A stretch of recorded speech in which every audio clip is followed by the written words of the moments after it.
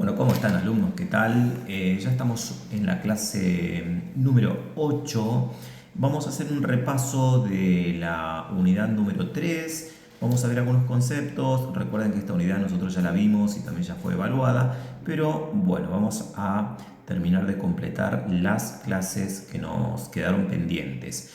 Bueno, en esta unidad número 3 pudimos repasar un poco el lugar derecho esta es una de las unidades más importantes, ¿no? Como el lugar derecho es espacio físico donde se ha producido un acontecimiento susceptible de una investigación.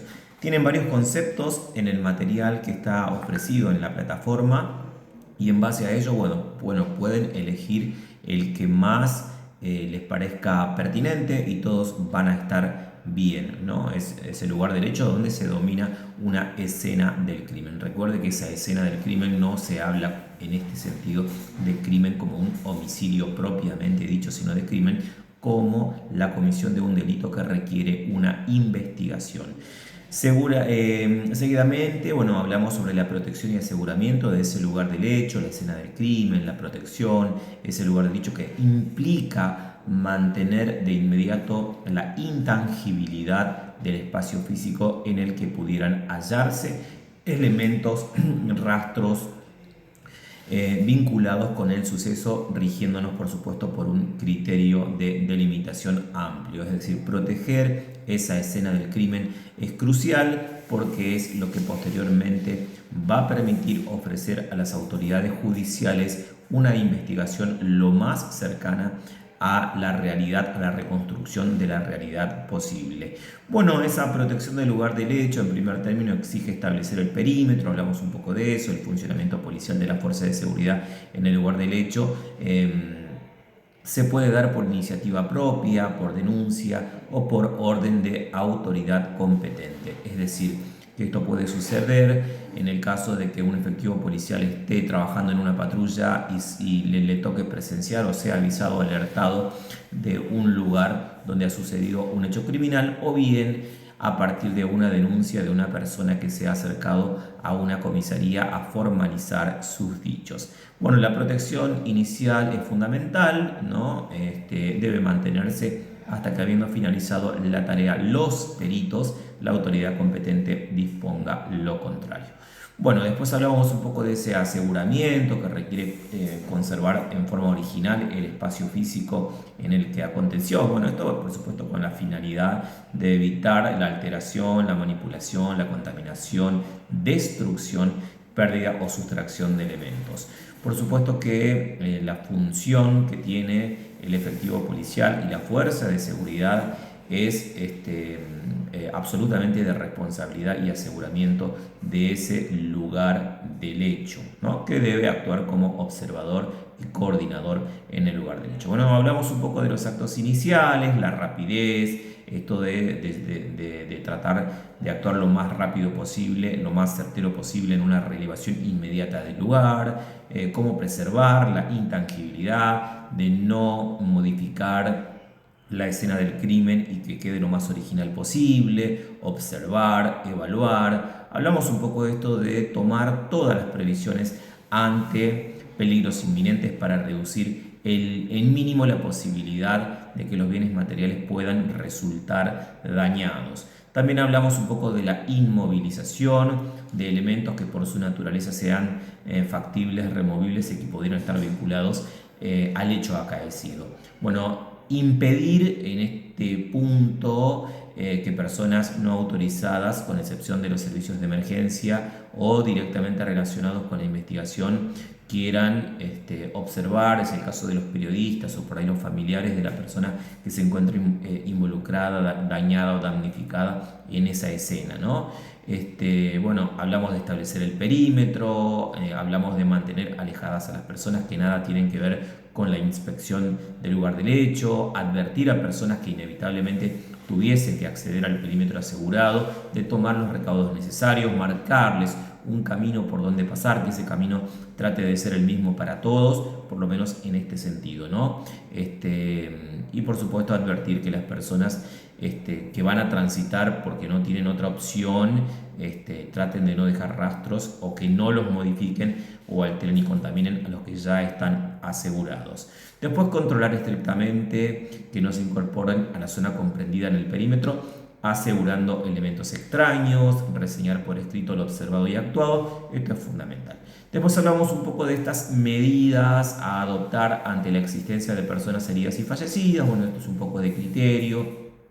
Por supuesto que siempre vamos a priorizar la vida humana en el caso de personas heridas o que requieran una atención médica urgente. Evaluar a la víctima a fin de encontrar signos vitales, llamar al personal médico, prestarle los primeros auxilios en el caso de ser necesario, guiar al personal médico al minimizar la contaminación del lugar del hecho, esto para minimizar la contaminación, señalar cualquier tipo de prueba o potencial prueba e instruir a los presentes a fin de minimizar el contacto con ella. No, esto es un poco también hay que trabajar con los médicos, tomarle los datos, pedir los datos, avisarle a los médicos, a los bomberos, a Protección Civil, a Defensa Civil sobre estas circunstancias, advertirles que más allá del trabajo de la emergencia hay una cierta cuestión de protocolos que se deben proteger, resguardar de manera tal que el efectivo policial es el responsable de llevar a cabo ese control.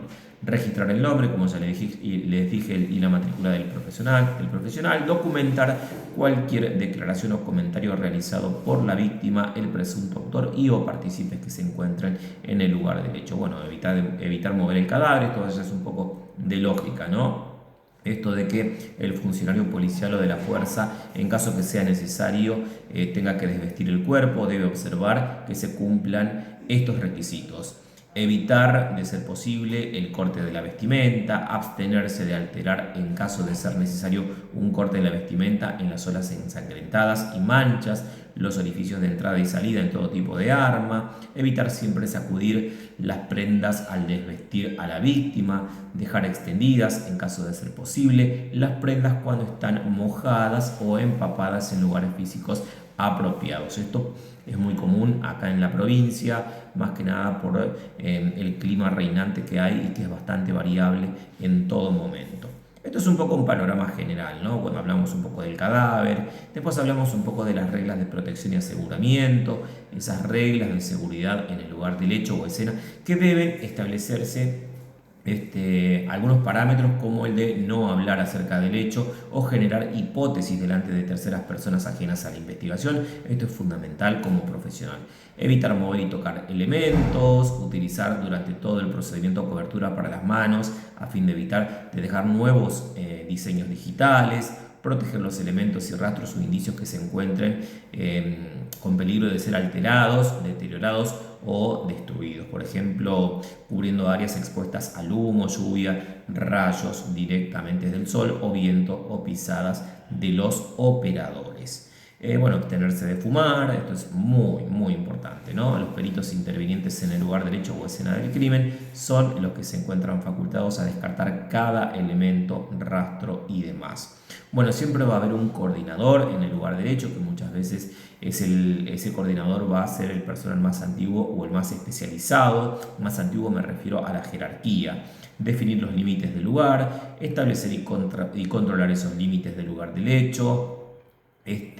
Bueno, después utilizar cordeles, cintas, que siempre por lo general en los patrulleros las hay, y si no las hay y estoy de patrulla, pido de marco, busco un elemento con el cual perimetrar ese lugar del hecho, ¿no? Saber cuál es la zona interior crítica, la zona exterior restringida, la zona exterior ampliada, esos perímetros, tener en cuenta la entrada, la salida, seleccionar en las áreas de interior, que esto es un poco de criterio que uno lo va aprendiendo con el correr del tiempo y que muchas veces en las primeras intervenciones a uno con todo este conocimiento le parece que es demasiada información, pero el criterio y estas enseñanzas teóricas nos van marcando un camino a seguir que por supuesto que ese criterio cada vez va siendo más ampliado, porque muchas veces un lugar del hecho tiene vinculación con otro lugar que está próximo al lugar donde se arribó primero. Entonces, cuanto más grande sea el perímetro,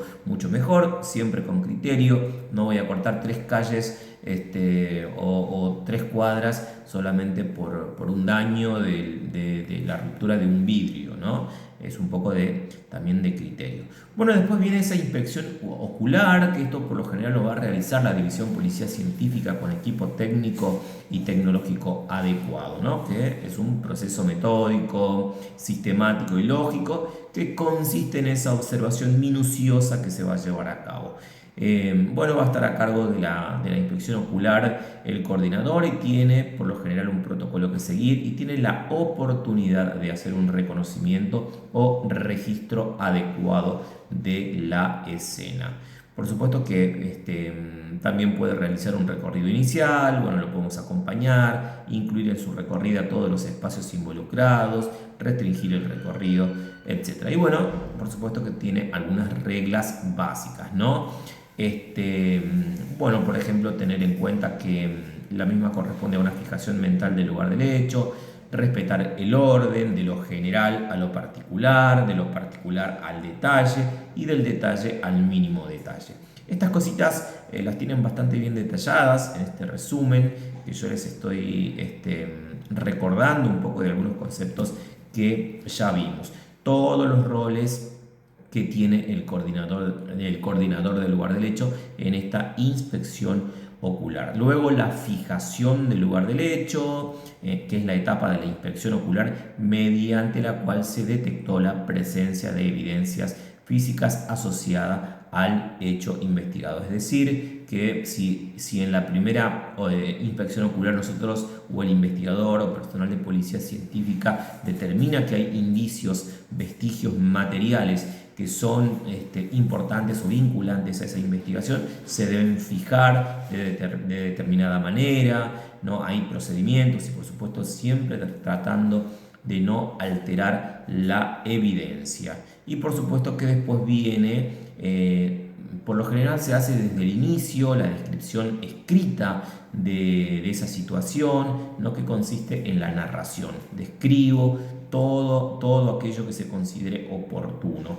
Primero la hora, el lugar, las características, ubicación geográfica, orientación, dimensiones, si está lloviendo, si no está lloviendo, autoridades que se encuentran presentes, secretario, instructor de las actuaciones, personal médico que se hizo presente, el momento del arribo del personal de la División Policía Científica, quién vino a cargo.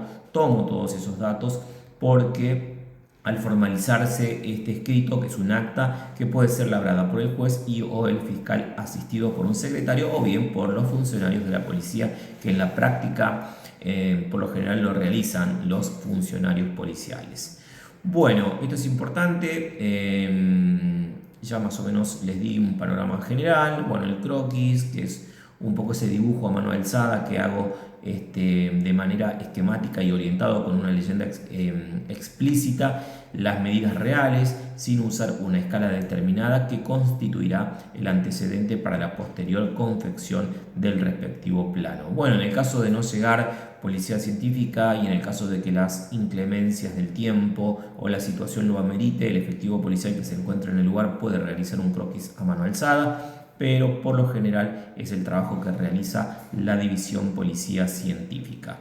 Bueno, tienen un modelo de croquis en el resumen, bueno, que es un plano, la escala, la esquematicidad, la orientación, leyendas explicativas o referenciales que son importantes. Y después, bueno, la fotografía, ¿no? Esto de la visión total y detallada del lugar del hecho.